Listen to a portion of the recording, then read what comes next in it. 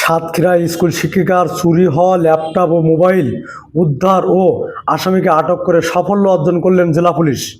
জানা গেছে, শিক্ষিকা জারিন তাসনিনের বাসা থেকে ল্যাপটপ ও মোবাইল চুরি হয়ে যায়। এই ঘটনায় তিনি জিডি করেন। পরবর্তীতে সাতক্ষীরা পুলিশ সুপার মোহাম্মদ মনিরুল ইসলামের নির্দেশনায় অতিরিক্ত পুলিশ সুপার প্রশাসন অর্থ মোহাম্মদ মুকিত হাসান খানের নেতৃত্বে পুলিশের একটি চৌকস টিম 24 ঘন্টার মধ্যে আসামি মোহাম্মদ নাজমুল ইসলাম শেখ ওরফে শিমুলের বাড়ি হতে চুরি যাওয়া ল্যাপটপ ও মোবাইল উদ্ধারপূর্বক তাকে আটক করে। উক্ত মাল শিক্ষিকার কাছে হস্তান্তর এবং আসামিকে বিজ্ঞ আদালতের মাধ্যমে জেল হাজতে প্রেরণ করা হয়েছে। স্কুল শিক্ষিকা জারিন কি বলে শুনুন।